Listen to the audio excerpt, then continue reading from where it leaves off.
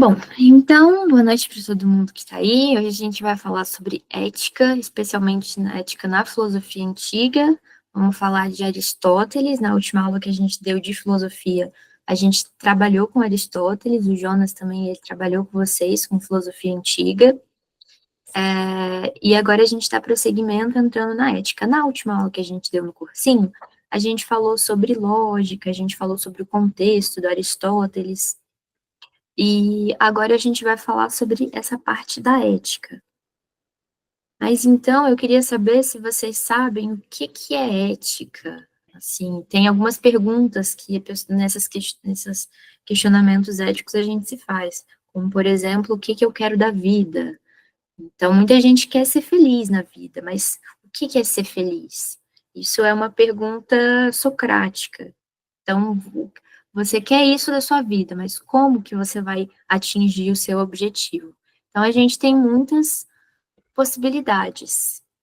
E aí, quando você vai se perguntar sobre a felicidade, você pode falar: a felicidade é fazer o bem, mas o que é o bem? O que fundamenta essa ação boa? Ou uma ação moral, uma ação que você vai refletir sobre os princípios? De onde que vêm as normas morais? Então, quando a gente estuda ética, a gente pode entrar nesse campo da moral e se perguntar sobre por que que a gente age como a gente age, por que que nós seguimos normas que a gente segue. E, bom, existem diferentes teorias éticas, e aí vocês podem se perguntar, mas, pô, por que que eu tenho que perder meu tempo que eu poderia estar fazendo qualquer outra coisa para estudar diferentes teorias éticas? Então, bom, a gente propõe o estudo da ética para refletir sobre como a gente leva a nossa vida. E estudar uma filosofia ética antiga é importante porque você vê como que as pessoas conduziam a sua vida em períodos muito antigos e que têm influências até hoje. Essas filosofias helenísticas, por exemplo, o estoicismo, epicurismo, todas elas têm muitas teorias atuais que guiam modos de vida a partir desses princípios. Jonas. Eu vou responder o que a Yasmin comentou. Ela falou que princípios motivam, distorcem disciplinas, valores, seguir regras, eu diria. Então, é assim, essa matéria de ética eu passo na escola, então eu vou tentar dar uma adaptada para a gente chegar nas teorias éticas, que é o conteúdo mais fundamental, que é o que vocês vão ser cobrados, né? E também para a faculdade, quando vocês estudarem esse negócio aí, em alguns cursos, né, algumas disciplinas. É o seguinte, assim, ética é um campo muito amplo, tá? Às vezes ele é relacionado com política, mas a gente não vai conseguir trabalhar com política aqui, ou talvez bem assim, de leve. A palavra ética, eu não sei se, eu acho que não está aqui, mas ela vem do grego, tá? Vai ser uma aula um pouco eurocêntrica aqui. Isso não significa que também existem estudos éticos em outras culturas, civilizações, né? E são diversos. Mas costuma ainda cair no Enem um pouco essa visão da história da ética do mundo grego até nós. Então, a palavra ética vem de ethos. Ethos tem vários significados, tá? Essa palavra. Em sociologia, às vezes, ethos significa só comportamento, estilo de vida, né? Forma de viver, filosofia de vida e tal. Mas ethos também significa característica ou comportamento. Vou até escrever aqui, tá? É isso. Então, isso é ethos. Comportamento. Ai, é foda escrever aqui. Aí, pronto. Então, ética vai se diferenciar de moral. Vocês sabem a diferença de ética e moral? Que a moral, ela está muito ligada com uma noção que é romana, latina, né? Que é costumes, tradição, formas de viver, etc, né? Vocês sabem um pouco, é bem sutil essa diferença, tá, gente? É bem sutil mesmo, assim. Isso não vai ser cobrado, por exemplo, se vocês colocarem na redação, mas vocês têm alguma ideia qual é a diferença? Se vocês estiverem sem aula? Boa noite, Marli. É isso. Então, qual seria a diferença? Boa noite. Se puder, isso, obrigado. Ninguém, gente? Vamos tentar participar. Tá, se não der participar, então vamos lá. Ética foi se desenvolvendo para virar a ideia de teoria ética, que é o quê? Esse estudo geral sobre os comportamentos humanos. Atualmente, a gente tem mais ou menos 3 escolas éticas, assim, isso é bem, vamos dizer assim, simplificado. Você tem uma escola ética que fala dos princípios ou regras, como quem disse aqui foi a Yasmin, que é chamado da ética deontológica do dever.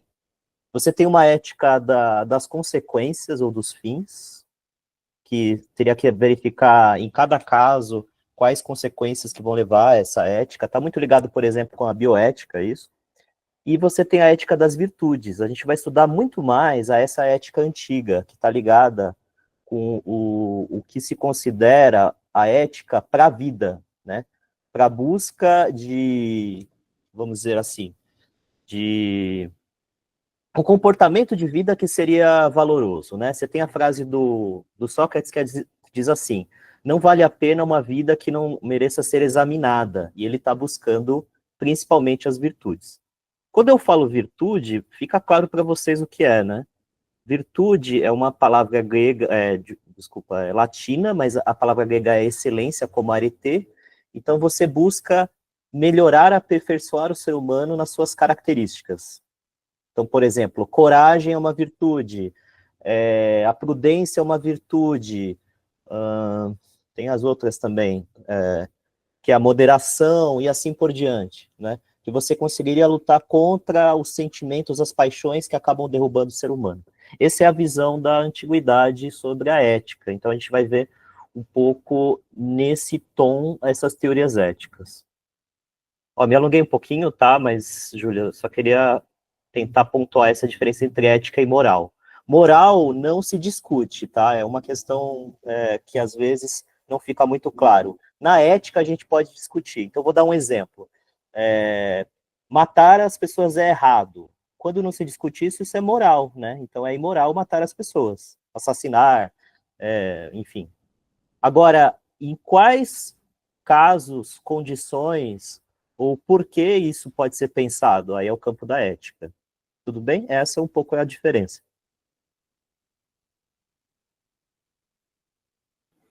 Obrigada, Jonas. Isso, boa. Então, a gente fez essa diferenciação entre ética e moral para falar especificamente na aula de hoje da ética na filosofia antiga, começando por Aristóteles. Então, voltando ao que a gente já tinha comentado, para situar vocês a os períodos da filosofia, né? Então, a gente vai estudar aqui esse período clássico, com Aristóteles, e o período posterior, pós-socrático, que a gente tem esse período helênico. E aí a gente vai ver algumas correntes filosóficas, como estoicismo, hedonismo, ceticismo.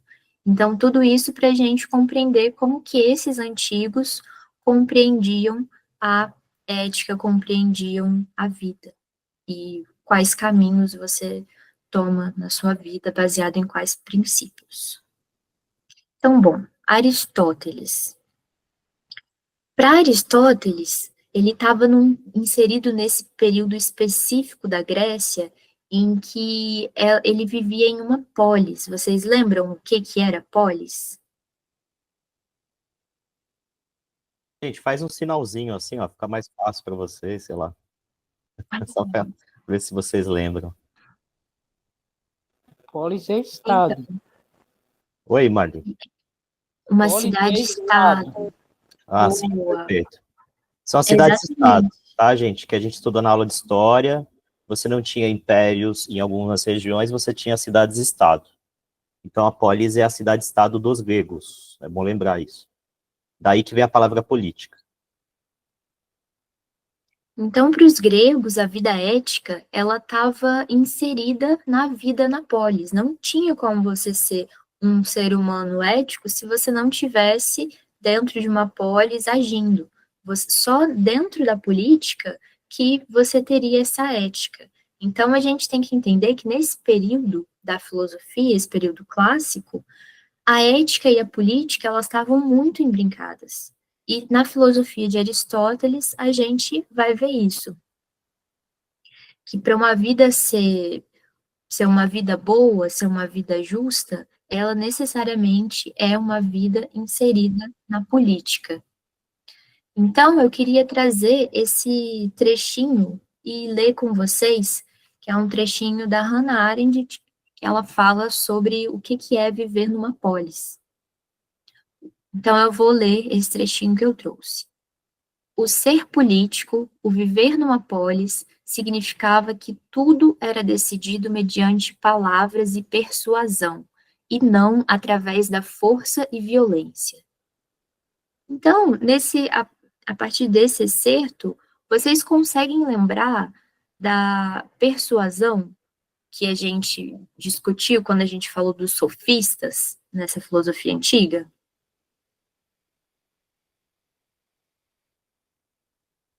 Porque, vamos lá, na polis, tudo era decidido mediante o convencimento, a persuasão. Então, os cidadãos, aqueles que eram, no geral, homens com propriedades, com riquezas, eles podiam decidir os rumos que a cidade ia tomar. Então, na polis, a partir dessa atividade política, de você falar, de você discursar, você conseguia o que toma conta dos rumos que a cidade ia tomar. Então, eu vou continuar o trecho. Para os gregos, forçar alguém mediante violência, ordenar ao invés de persuadir, eram modos pré-políticos de lidar com as pessoas, típicos da vida fora da polis, característico do lar e da vida em família, na qual o chefe da casa imperava com poderes incontestes.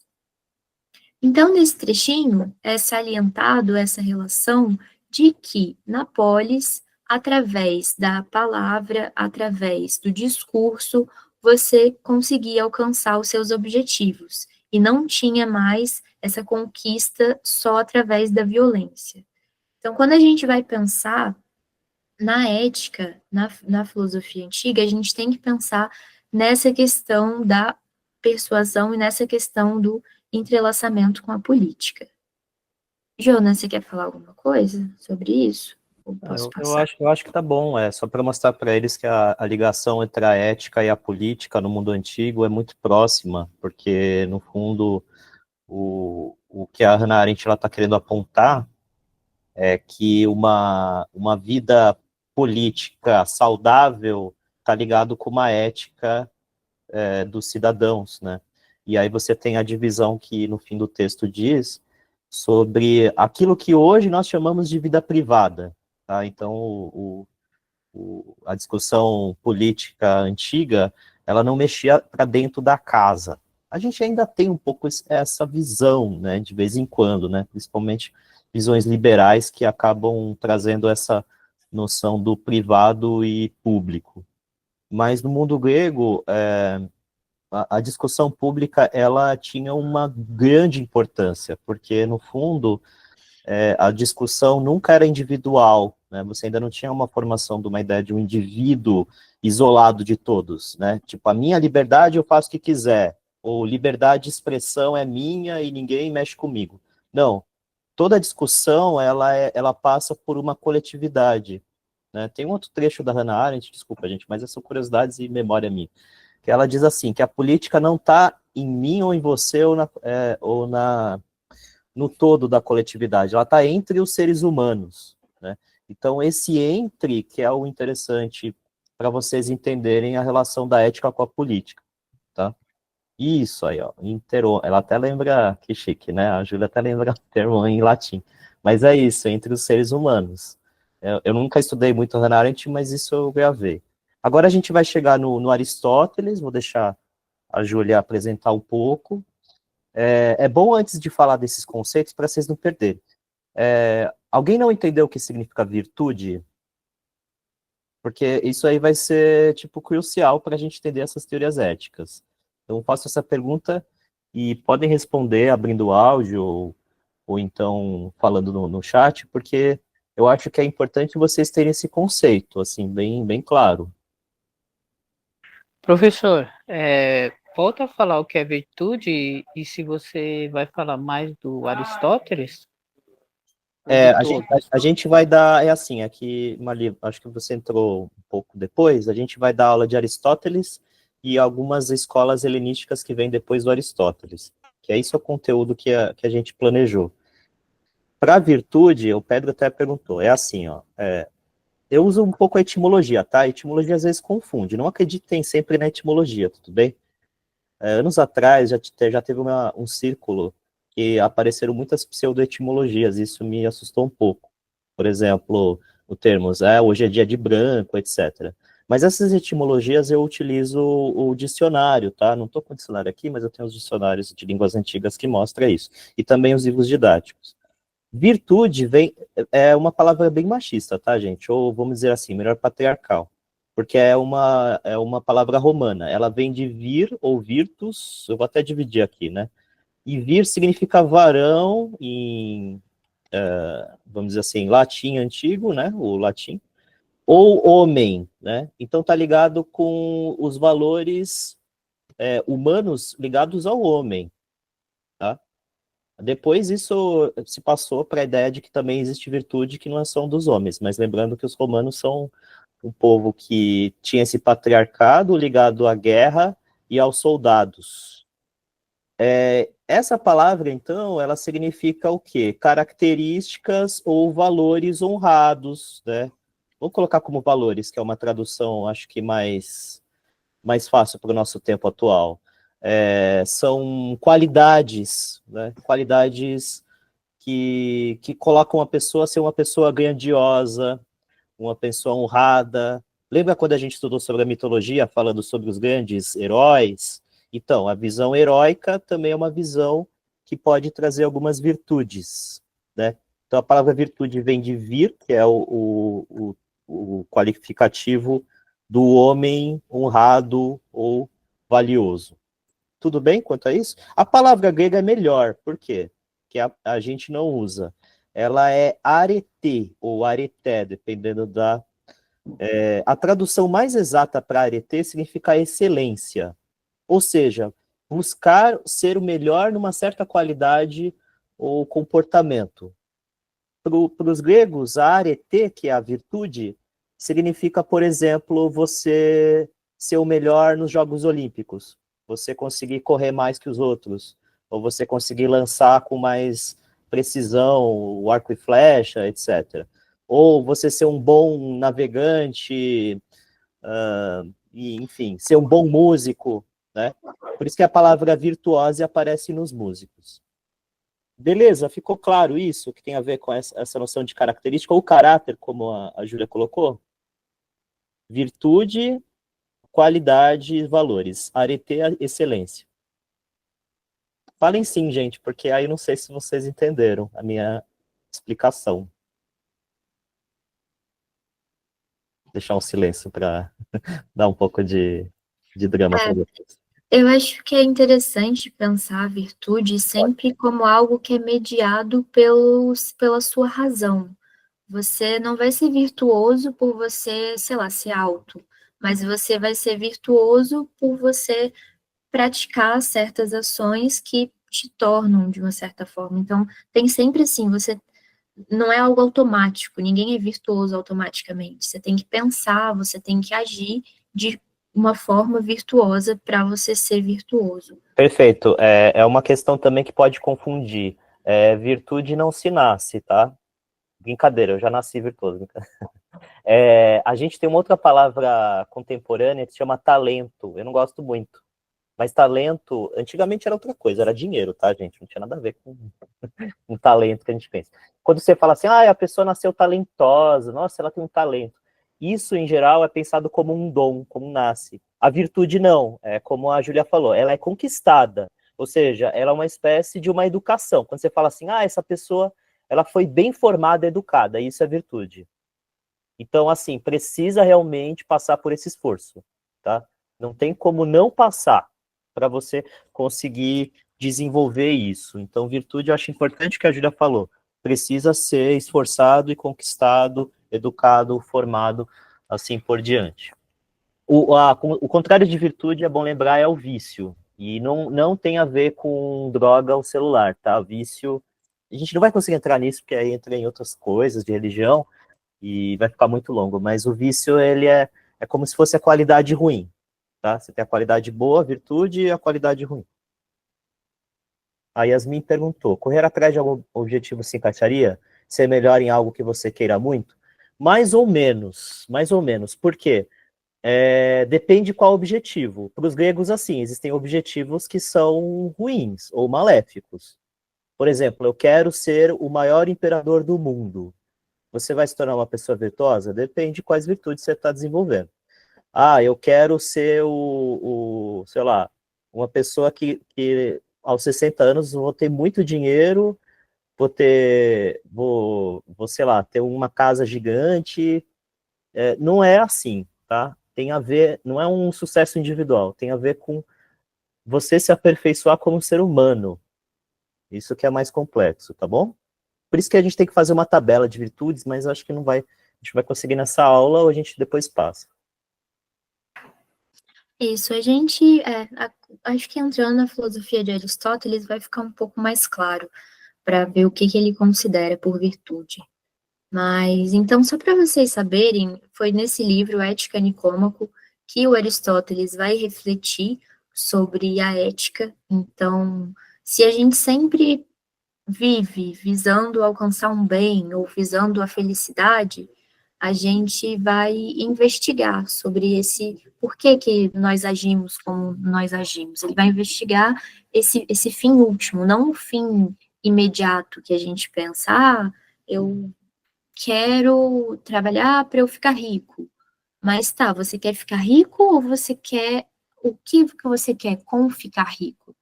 Provavelmente tem algo além disso, não é só ficar rico. Então, eu vou ficar rico para quê? Para ser feliz? Então, Aristóteles vai investigar esses fundamentos da ação humana. E aí ele vai investigar isso que a gente chama de o sumo bem. Então, que é um fim em si mesmo e não um meio.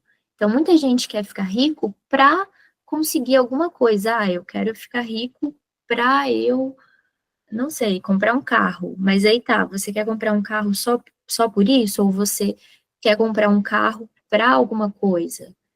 Para Aristóteles, esse fim último seria ter uma boa vida, ou uma vida feliz, o que a gente entende como eudaimonia, que foi o conceito específico que Aristóteles usou.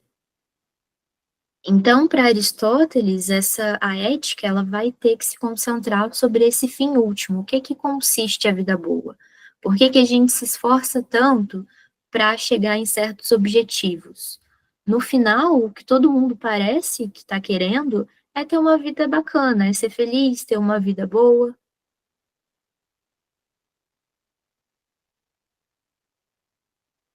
Eu só estou escrevendo um pouco as perguntas que ela colocou, para a gente avançar. Então já tem bastante conceito, tá, gente? Vamos vendo aí. Então, o Aristóteles, nessa ética que ele vai buscar pelo sumo bem, por essa felicidade, ele vai colocar que o bem do indivíduo está subordinado ao bem da polis. Por isso que a gente vê essa relação entre ética e política. Porque nessa época de Aristóteles, somente na cidade que permite produzir um cidadão bom, que você se torna um cidadão bom. Então, na cidade boa e justa, os homens podem ser bons e justos. E somente homens bons e justos vão ser capazes de instituir uma cidade boa e justa. Então, não tem como você querer que pessoas que não estão dentro desse contexto político, não vivam em uma cidade boa e uma cidade justa, se tornem cidadãos éticos, cidadãos que buscam esse bem. Então, para Aristóteles, só na política é que você consegue criar possibilidades para que esse bem individual possa acontecer. Você quer falar alguma coisa, Jonas? Ou alguém tem alguma questão sobre isso? Um pouquinho rapidinho aqui. Alguém foi abrir para falar? Não? Sobre a eudaimonia, tá? Acho que a gente passou um pouco rápido, mas é o que eu escrevi aqui no chat. Tem a ver com a vida boa, boa vida, e ela é um fim em si mesmo para o Aristóteles. E essa que é a discussão complexa, porque a gente sempre divide os nossos objetivos entre fins e meios, né?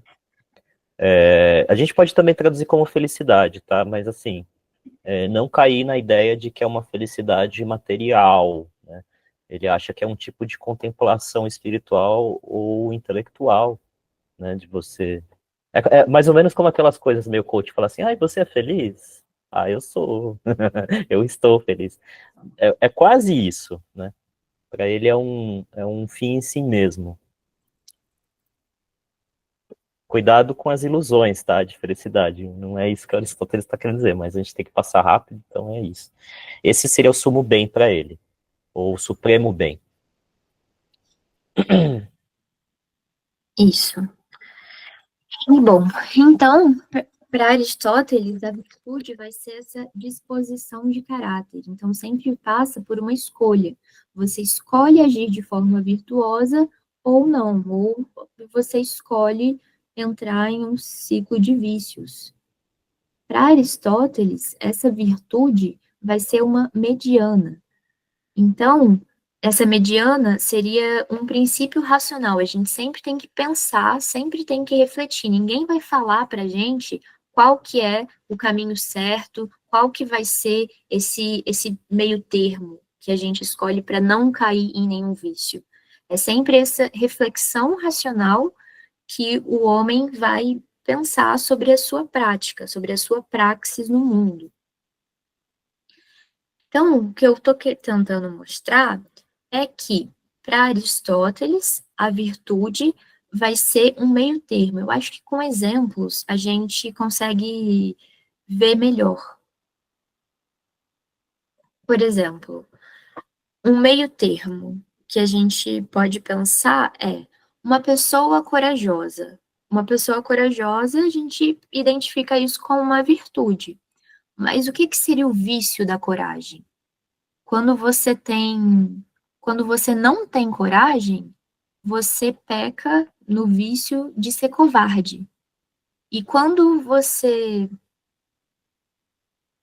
é muito corajoso, então um excesso de coragem, você. O que seria um excesso de coragem, Jonas? Eu não sei, eu anotei aqui temeridade, mas eu não consigo.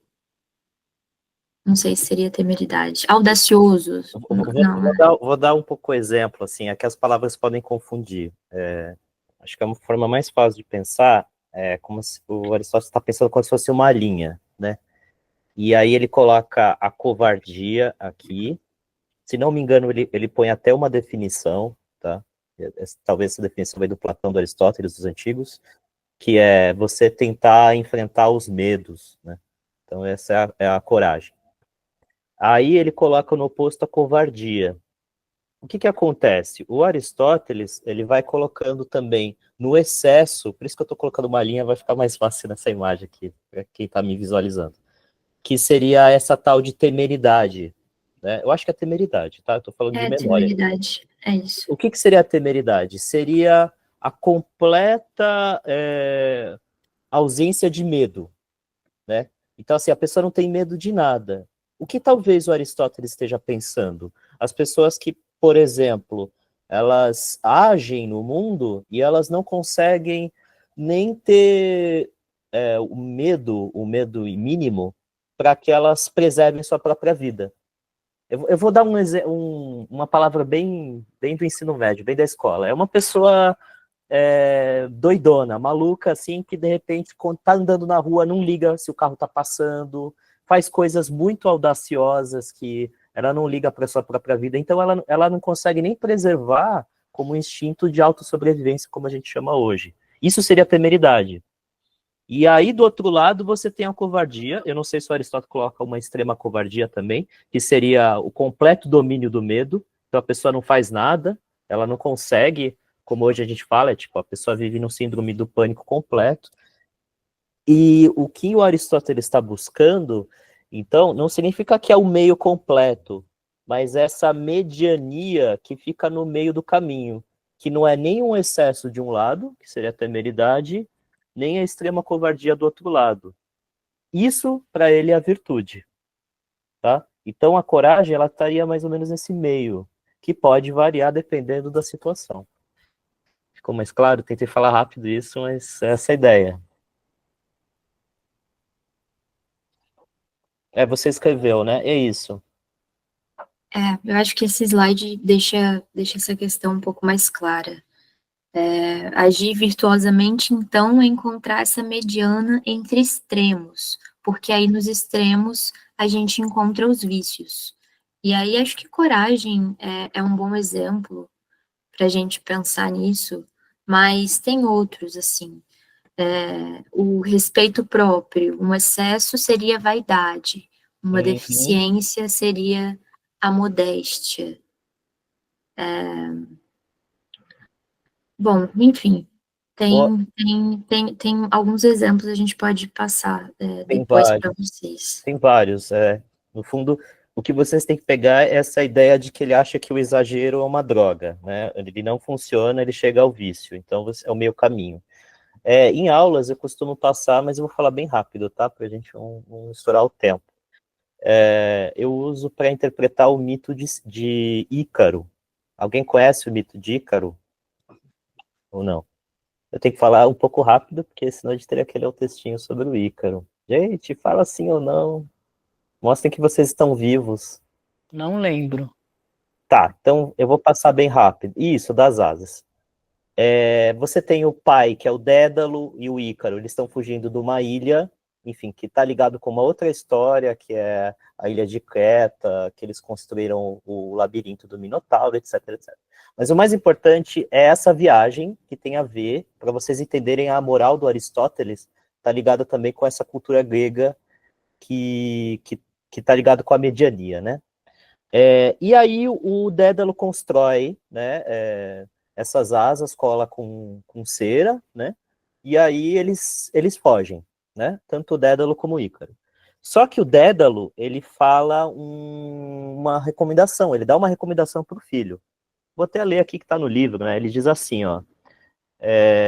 Antes de partir, Dédalo recomendará a Ícaro que não voe nem muito baixo, nem muito alto. Então ele não pode nem voar nem baixo nem alto. E o que acontece? O Ícaro, super feliz, orgulhoso, falando, nossa, agora estou voando, que da hora, né? Ele começa a voar cada vez mais alto, aí provavelmente a maioria conhece essa parte da história, e aí o calor do sol, né, que ele se aproxima assim tanto do sol, começa a derreter a cera, e aí ele cai no mar, né? Ele cai lá daquelas alturas. Fim da história, né? Tem o Maricário, né, que é o nome do mar, né? Muitos mitos também dão nomes para as coisas. Aí fica a parte mais difícil da interpretação simbólica, né? Muitos mitos têm essa interpretação simbólica. O que isso tem a ver com a mediania ao justo meio? Vocês têm alguma ideia? Sim ou não, gente? Senão eu falo o segredo aqui. Um dos, né? Porque a interpretação nunca é definitiva.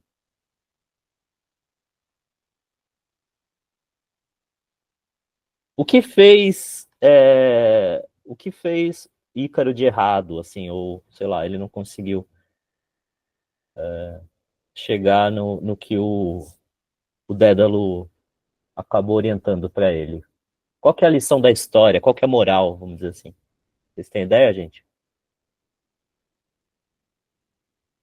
Se caísse no vestibular, vocês estariam ferrados, hein, gente?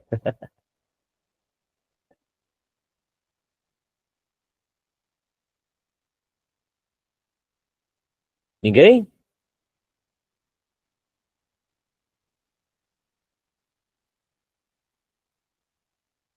Tá, então eu vou falar. É o seguinte, o Dédalo, ele diz o quê? Que não é para voar nem muito alto, nem muito baixo. O que o Ícaro faz? Hum? Ele voa muito alto ou muito baixo? Perto da água, assim. Ele voa bem alto. Então, o que isso significa, voar muito alto? É só você pegar a metáfora de voar. Pode ser aventurar-se, ou as virtudes, por exemplo. A pessoa que ela vai tentar obter um prazer muito grande, sei lá, bebendo ou comendo, que é se alimentando. Então, se vocês perceberem, tem a ver também até com esse exemplo da coragem, né? Se a pessoa ela for muito corajosa, ela vai fazer uma coisa dessas que ela vai no excesso. Então ela vai voar bem alto e não vai ligar nem para ela, né? Ela não vai ligar nem para a sua própria sobrevivência, porque ela não vai ter medo, né? E isso pode servir para muitos exemplos. Então voar aqui, gente, é simbólico. Ele pode servir para muita coisa. Aí a pessoa que voa abaixo, né? Acho que essa metáfora dá até para pensar em português. Quando você fala assim, nossa, ele voou baixo, ele nem se arriscou, né? Então você pode pensar também que esse mito está falando sobre arriscar-se, né? Para você sair da sua vida, você sair da sua zona de conforto. Ou seja, qual que é a lição da moral? Você não pode nem se arriscar muito, que aí você pode se lascar e cair e morrer, né? A queda é alta, né? Tem até expressões em português sobre isso. Quanto mais alto, pior a queda, né? Mais ou menos assim. Mas também, se você ficar baixo, pode acontecer outras coisas, as ondas te levar, etc. Então, você tem que voar no meio. Essa é a mediania. Esse é o equilíbrio que está dentro do exemplo do mito. Depende do quê? Gostei do questionamento.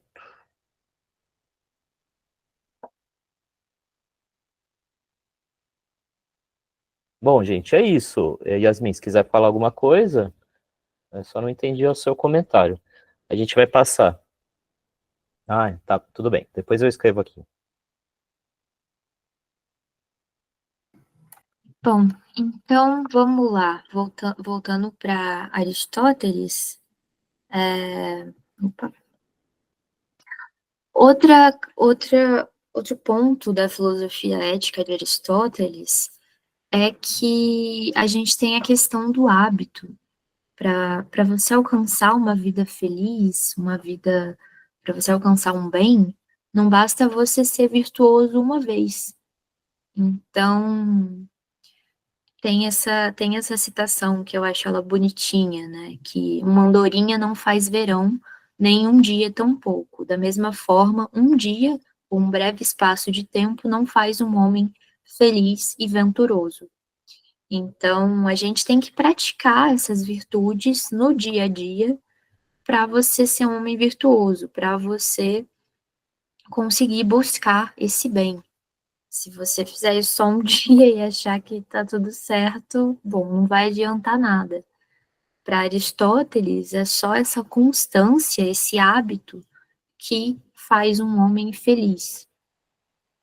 Então, esse agir virtuoso é fundado em um hábito, fundado nessa capacidade de você perseverar no bem.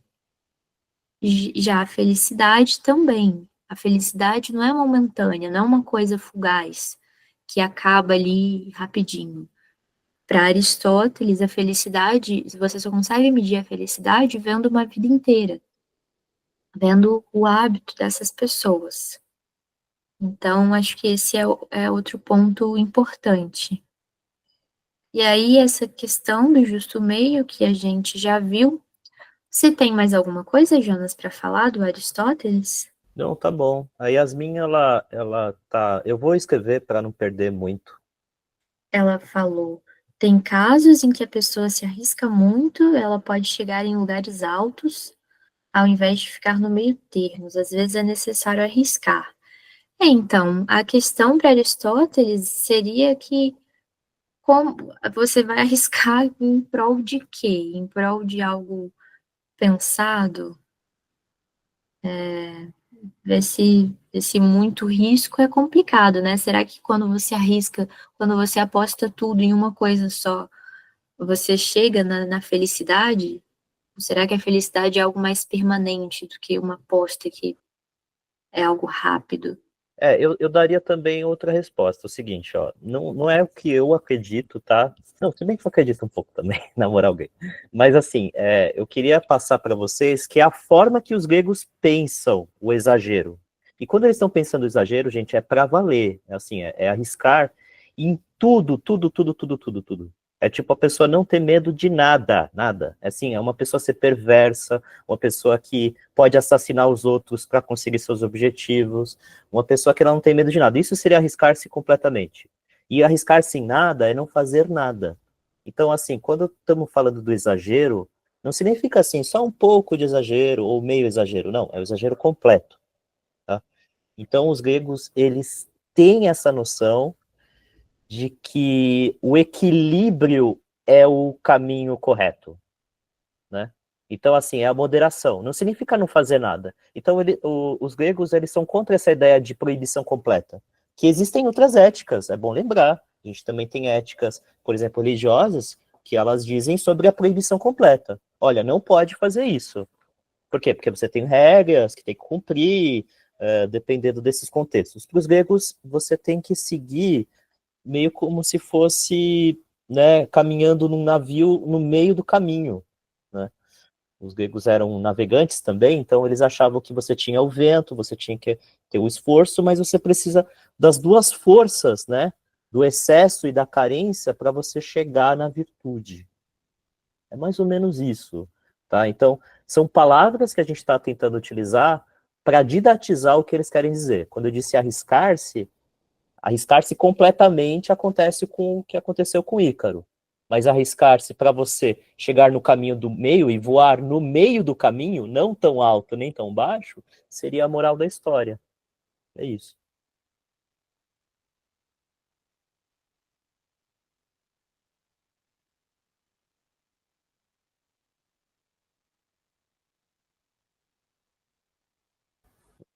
Vamos continuar, porque senão a gente não consegue passar para os outros autores. Ah, agora tá mudo porque a Júlia acabou desligando isso. Ah, nossa, eu tava falando aqui. Bom, então, a gente está finalizando, então, Aristóteles, foi rapidinho, mas a gente tem que correr com o tempo. E agora a gente vai falar da ética helenista. Então, é esse período pós-socrático, é esse período em que a gente está em um outro momento da história. A gente está no momento da história em que a Grécia não é mais o nosso lugar da filosofia, a gente tem uma fusão, a gente tem muita influência, especialmente no começo, da cultura oriental, especialmente pela expansão do Império com Alexandre o Grande. Não sei se vocês já estudaram isso, o Império Romano em história, mas essa ética helenista que a gente vai estudar vai ser quando a polis já não estava mais vigente, a polis já tinha acabado a polis, o pai do Alexandre começa a fazer investidas na polis por fim,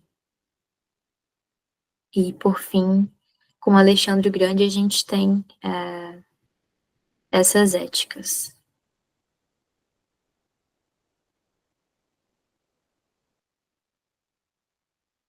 Bom, então a gente não tem mais esse ideal da polis, a ética não vai ser mais, nesse período, associada à política. Tem uma separação, essa é uma grande diferença que é interessante que vocês saibam.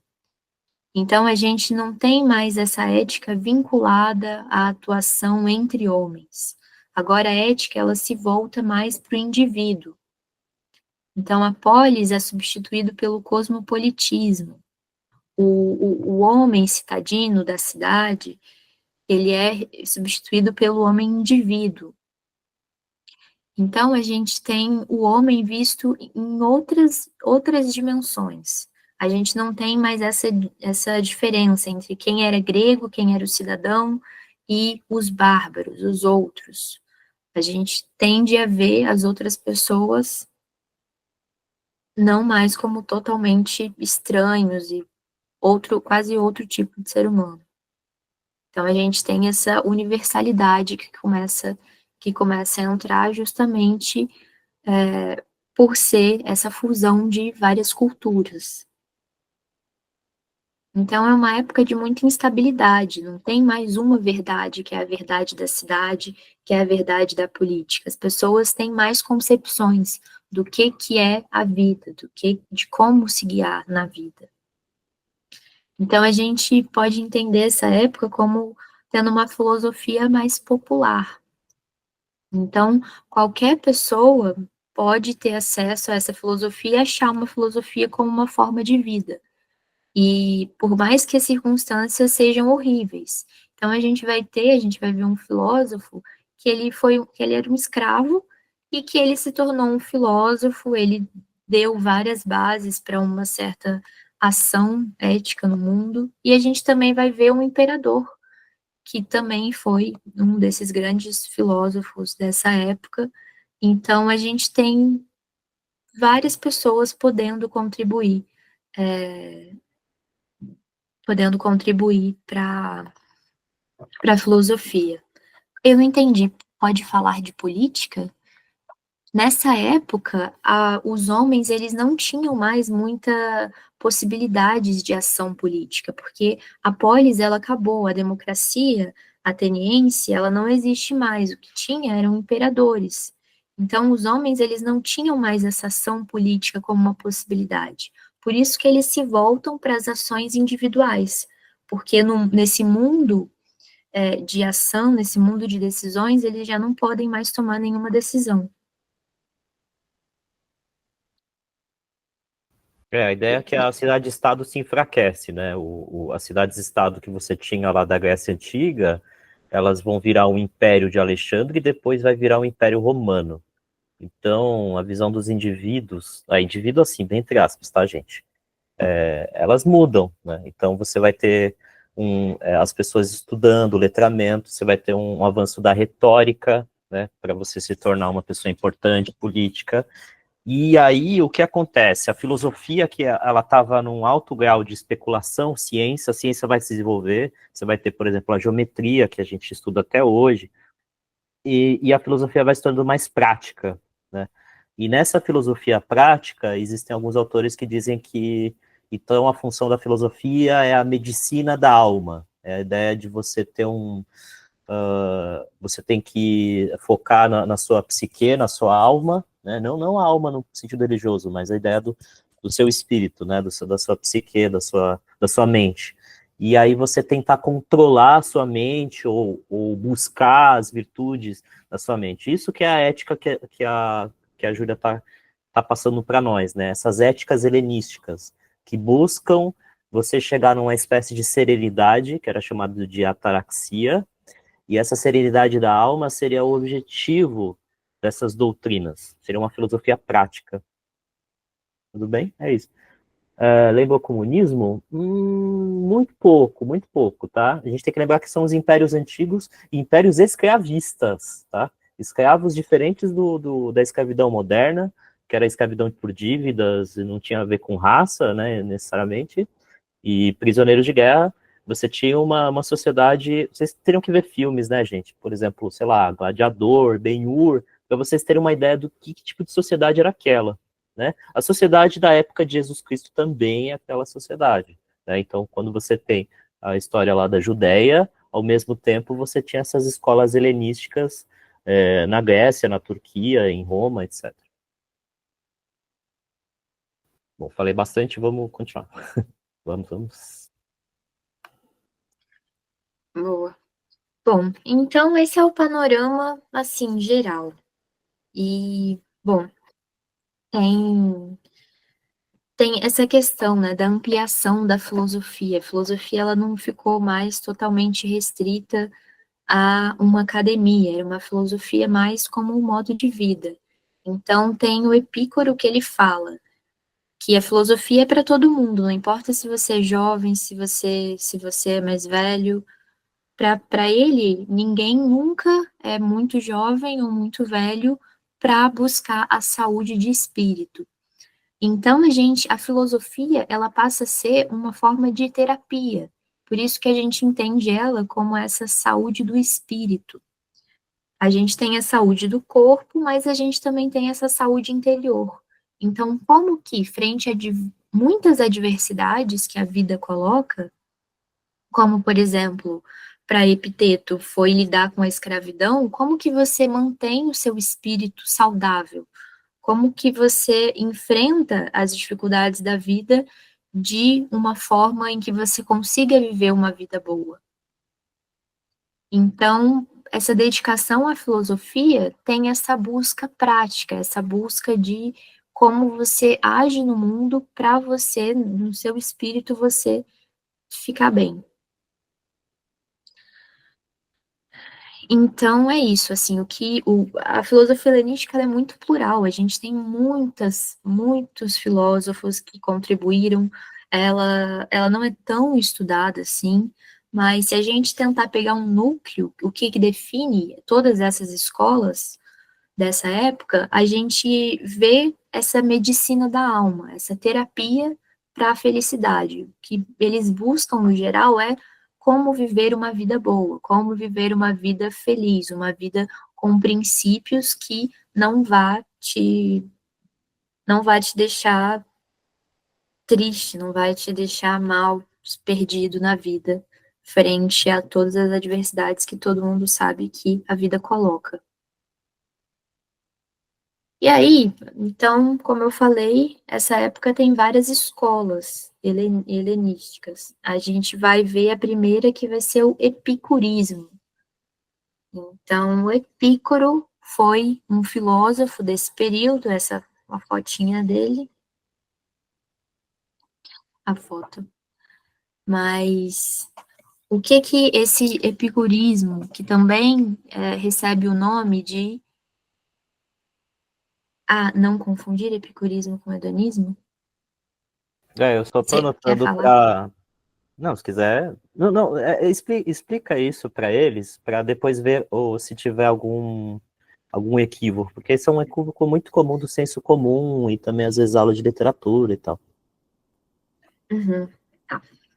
Bom, o epicurismo, ele vai ver o prazer como o início e o fim de uma vida feliz. Então, ele vai ressaltar essa importância dos prazeres. Mas como assim? Será que é qualquer prazer? Será que, diferente do Aristóteles, esse excesso para Epicuro também funciona? Então, não é qualquer prazer. A gente tem que saber, a gente tem que usar princípios racionais, usar a nossa reflexão para pensar quais são os prazeres que são benéficos e quais são os prazeres maléficos para a nossa vida boa, para manter essa saúde do nosso espírito. Então, a gente vai ter que evitar certos prazeres, enquanto outros, especialmente os prazeres naturais, como, por exemplo, comer, a gente pode se deleitar com esses prazeres, que isso não vai te trazer nenhum tipo de sofrimento. Então, até mesmo a gente pode escolher por sofrimentos em vez de prazeres. Ele dá esse exemplo. A gente pode passar por um sofrimento, por um período, em vista de um prazer maior que está no futuro. Então, a gente sempre tem que agir de uma forma racional, pensando sobre quais são as ações mais benéficas, quais são as ações que vão gerar esse maior prazer no final das contas. É quase que uma matemática que você faz. Quais são as atitudes que eu tomo que vai gerar o maior prazer no final? E por isso que a gente entende esse epicurismo como muito ligado à valorização do prazer. Jonas, você quer falar alguma coisinha sobre epicurismo? Então, isso a gente pode deixar para depois, porque quando chegar no utilitarismo, a gente vai ver que o utilitarismo ele pega essa ideia do epicurismo, né? Então, eles têm a ideia de que é o prazer que leva à felicidade, ou esse estado de serenidade, né, de busca virtuosa, de uma vida virtuosa. Esse prazer, eles entendem que leva o ser humano. Mas eles não estão, assim como boa parte das éticas gregas, né, eles não estão também preconizando, doutrinando, que é para você se jogar nos prazeres e ficar para sempre neles. Não é a busca de um prazer eterno, ou um prazer exagerado, né? Tipo assim, eu gosto de beber, né? Na verdade, eles falam, né, que uma vida boa é comer, beber, que tem a ver com a nossa vida, né, instintiva, biológica, e ter amigos, né? Você ter relações humanas. É basicamente isso. Então, é quase como se você vivesse mais ou menos como um monge. Não é uma ideia hedonista. Eu não sei se vocês conhecem essa palavra hedonismo. Hedonismo significa prazer sem limites. É tipo, eu vou e eu aproveito tudo e eu exagero tudo. E eu não vou me preocupar se eu vou passar mal ou não depois. Né? Ou então eu estou prejudicando os outros.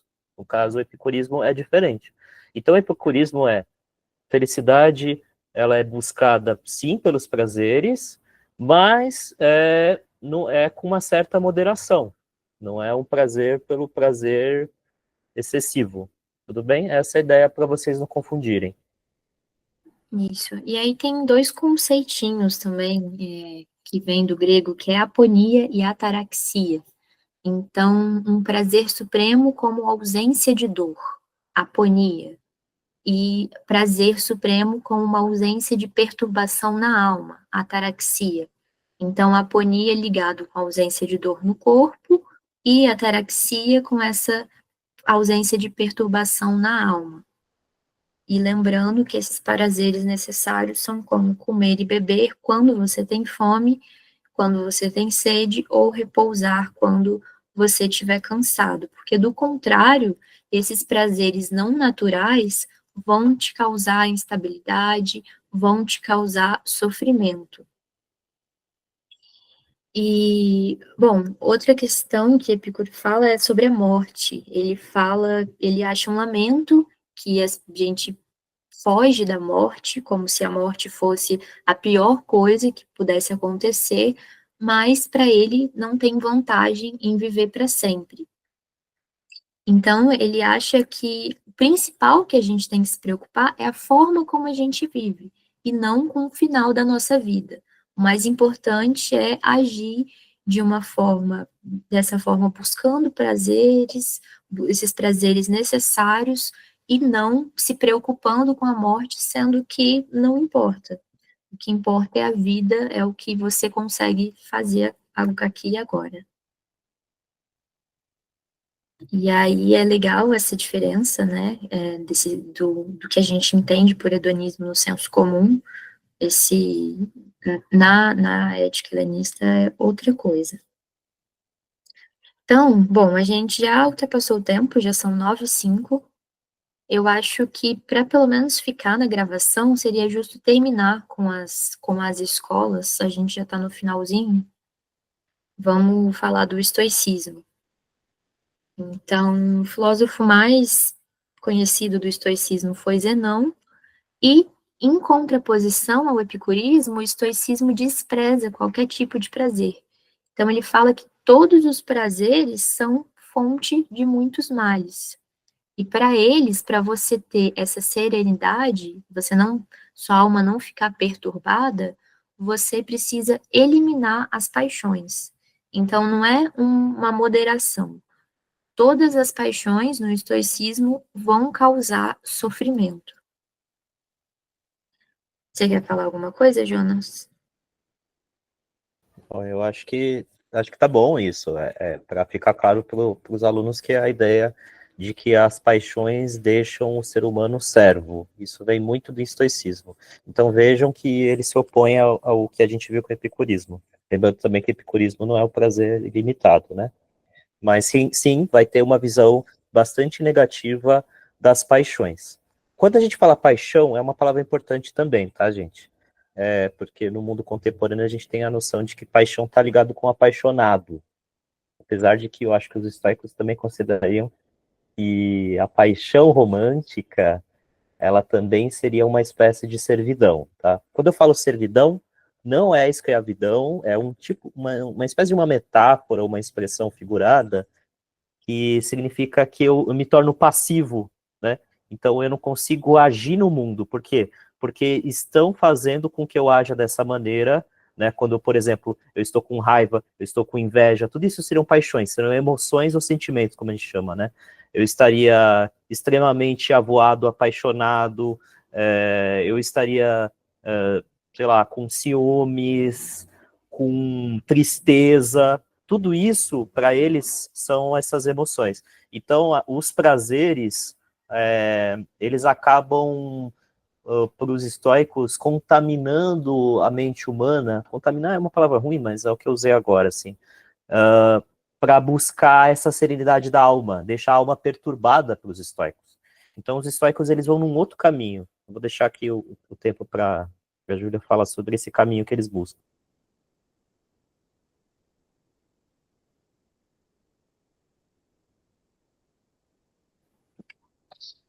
Bom, então, assim, os estoicos, eles acham que a gente tem que estar em harmonia.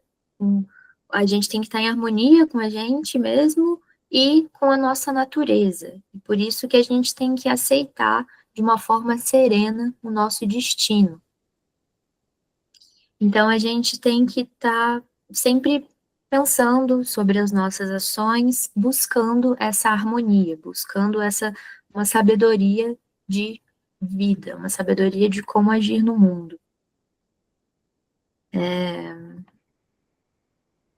Eu acho que é isso, assim, sobre o estoicismo. Você quer falar alguma coisa? O estoicismo é bem complexo, mas eu acho que você resumiu, tem a noção de vontade que aparece aqui. Não vai dar tempo, acho que a gente pode falar um pouco mais sobre Agostinho quando vocês verem. Se vocês perceberem, o estoicismo ele influencia bastante as filosofias modernas, né? Talvez mais do que algumas outras.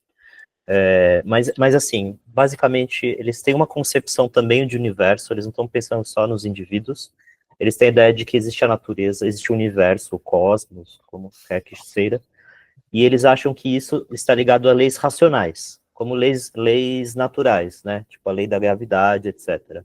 Então, os estoicos pensam que nós, seres humanos, precisamos nos adequar a essa harmonia do universo. A gente não pode ir contra, né? É por isso que ela falou da serenidade, a Júlia falou que basicamente é preciso aceitar o destino, mas não é um destino completamente traçado, mas é tentar você se adequar às leis do universo que são racionais para os estoicos, né?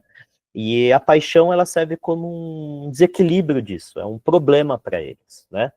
Porque você acaba brigando contra as próprias coisas circundantes do seu universo. Como, por exemplo, tem um cara batendo o martelo lá no vizinho.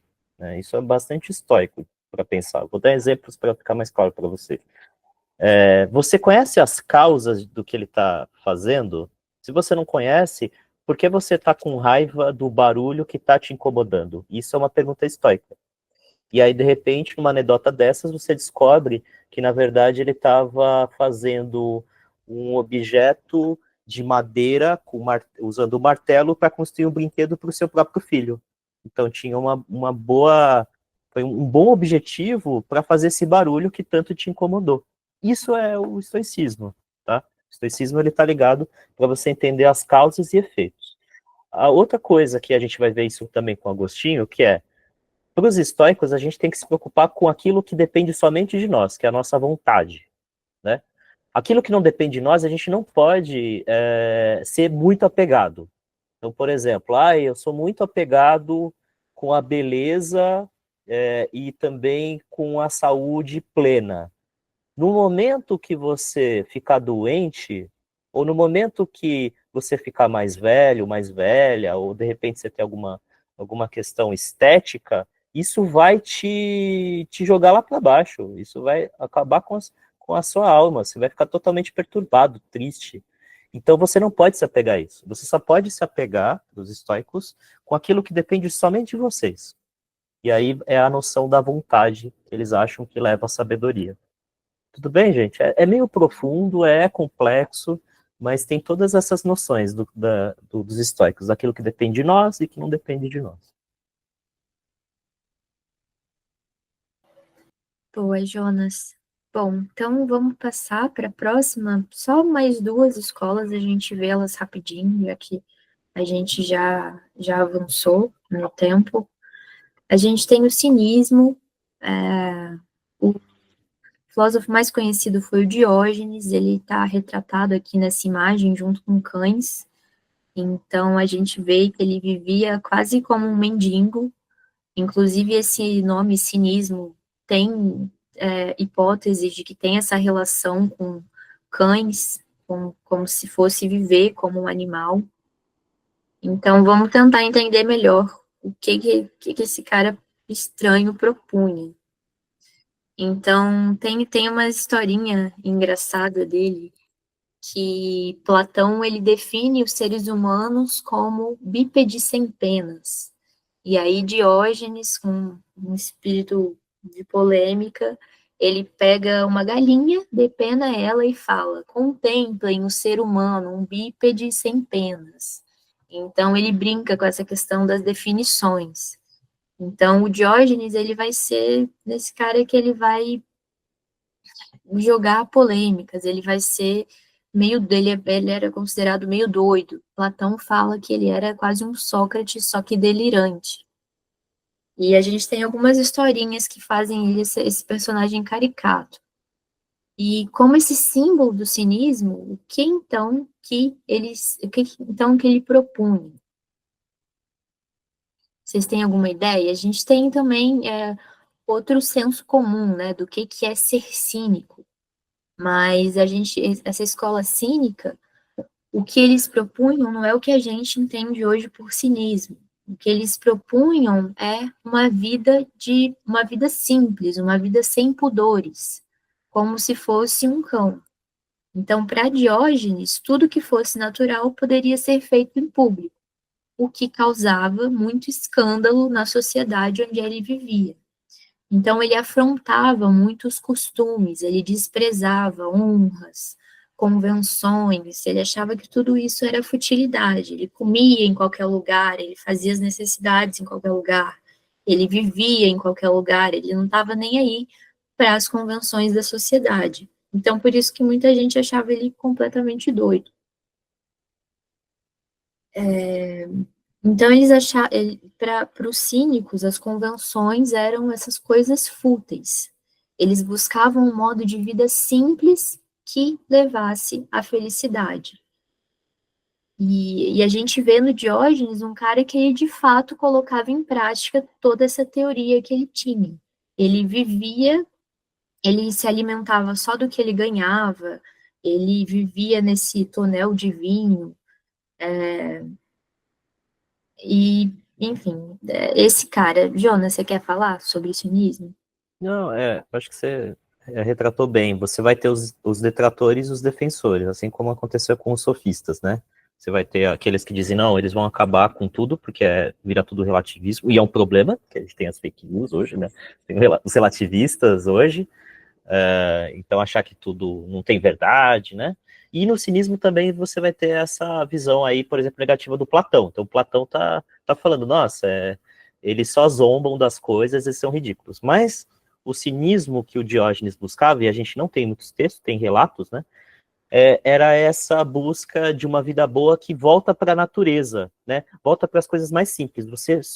Você sai das convenções da cidade. Por quê? Para a cidade, para eles, e olha, essa visão ainda é muito contemporânea hoje, tá? Nem vou falar o nome das pessoas, mas tem muitas pessoas que voltam para a natureza para buscar essa natureza mais simples. Então, o cinismo, de certo modo, existe ainda hoje. Mas não o cinismo de, eu tô confrontando você, né? Eu não ligo para nada. Não. É a ideia de que as convenções sociais, as normas da cidade, elas nos afugentam, elas nos afastam da verdadeira essência da natureza do ser humano. Então a gente precisa voltar. É essa a visão do Diógenes, né? As convenções elas levam a vícios humanos, elas levam a coisas erradas. Né? Isso que era o que o cinismo buscava, apesar dos seus detratores. Boa. Bom, então acho que a gente pode passar, chegando no final, falar por fim, do ceticismo, e a gente tem como principal filósofo dessa corrente Pirro, e a gente também conhece essa corrente como pirronismo. Então, o que eles propunham era principalmente a suspensão do juízo.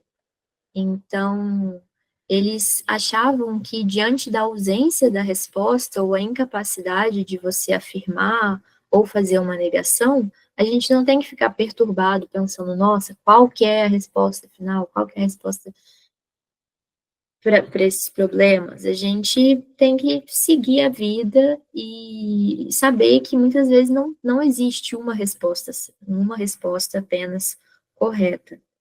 Então, o Jonas falou outra palavra com uso ambíguo. Você quer falar, Jonas, sobre ceticismo? Não, você vai falar mais alguma coisa do ceticismo? Depois eu posso falar sobre os erros. Não, você só fez uma folha, né? É isso. Então, para deixar claro, gente, o ceticismo, para a gente finalizar, ele vai se desenvolver historicamente dentro da academia que o Platão fundou, tá? Essa é uma diferença um pouco, né, dessas outras escolas que acontecem em outros lugares. E aí, o que que acontece? Eles começam a descobrir que as teorias, né, que não eram científicas, né, enfim, uma palavra ruim usar, né, mas enfim, porque ciência e filosofia era a mesma coisa. Mas essas teorias, elas chegavam a dilemas que eram irresolvíveis. Então, por exemplo, eu vou dar um exemplo que é do Kant, tá? Mas não é ceticismo, mas enfim. O universo, ele tem um começo, ele tem um início, ou ele sempre existiu? Isso é uma pergunta difícil de responder. Então, o que que o cético faria, né? Ele fala assim, olha, eu tenho argumentos bons de um lado e do outro. Eu não consigo escolher qual que é o melhor argumento. Portanto, eu preciso suspender o meu juízo, o meu julgamento, né? Então, eles são os filósofos contra os preconceitos, assim, de você falar, ah, mas eu escolho esse aqui, porque esse aqui eu gosto mais, ou me apetece mais. Não, eles acham que para você chegar nessa serenidade da alma, você tem que suspender esses julgamentos, que é o que está escrito ali, chamado epoquê, tá? No grego. Se aparecer isso no Enem, é essa a ideia. Então, os céticos não tem a ver com o que a gente pensa hoje com o ceticismo, tudo bem? O ceticismo, nesse sentido filosófico, é essa ideia da suspensão do juízo. O ceticismo moderno, contemporâneo, que é chamado de ceticismo científico, tem a ver com uma ideia na qual é assim, a ciência é a forma mais verdadeira ou a forma mais correta da gente se guiar como ser humano. Então, se algum comportamento, alguma doutrina, alguma religião, alguma espiritualidade ou práticas não bate com aquilo que os artigos científicos mostram, ou a comunidade científica mostra, então isso tem que ser descartado. Não existe, é tudo balela, invenção, fantasia, imaginação, etc, etc, etc. Essa é a forma do ceticismo contemporâneo. E também, aquilo que eu já falei uma vez também no começo do ano das fake news. Eu acho que hoje existe uma coisa, e aí não tem um autor para falar, tá? Mas é um pouco a ideia das questões da internet. Eu chamaria de hiperceticismo, ou hipercrítica, etc. Que é quando a pessoa, ela duvida de tudo, e ela chega no problema que é o quê? Que a gente pode chamar hoje de negacionismo, não é duvidonismo, né? Duvidar tudo. Tem outra palavra que é revisionismo também, é importante falar, isso tem a ver com história, sociologia. Então, seria um ceticismo, mas sem um método muito bem colocado. É uma espécie assim, sabe? Ah, eu duvido porque eu nunca vi, né? Eu só acredito na minha experiência individual. Sei lá, será que a Terra é plana ou ela é redonda? Olha, tem uma teoria que é a favor e outra é contra. Portanto, eu duvido. Eu não vivi isso, eu não fui ver, né? Então, assim, olha, sei lá, eu duvido se a vacina funciona, né? Porque eu vi uma história, etc, etc. Isso aí, tomem cuidado, gente, não é ceticismo, é um hiperceticismo de você suspender tudo e você não acreditar em nada e você usar convenientemente para suas próprias crenças. Isso é totalmente contrário com o que o pirronismo, o Pirro, dizia. Tem a ver hoje com o que a gente chama de negacionismo, revisionismo. E é uma pauta importante, que pode aparecer até em redação, porque essa discussão aparece, por exemplo, na questão do que a gente chama, antigamente a gente chamava de aquecimento global, e hoje a gente chama de mudanças climáticas, tá? Então, por exemplo, isso é muito comum na internet, né? Você vai ver, por exemplo, evidências mostrando que 99% dos cientistas dizem que tem aquecimento global, mudanças climáticas. Aí vai aparecer uma pessoa que diz, olha, mas tem esse artigo tal, tem esse cientista tal. E aí ele é 0,01% dessa comunidade, e você diz, então esse cara refuta todo mundo. Porque se tem um que é contra, portanto, onde está a verdade? Isso é o que a gente chama de evolucionismo e negacionismo. Tudo bem, gente? Que o ceticismo contemporâneo não tem a ver com o ceticismo filosófico que a Júlia falou.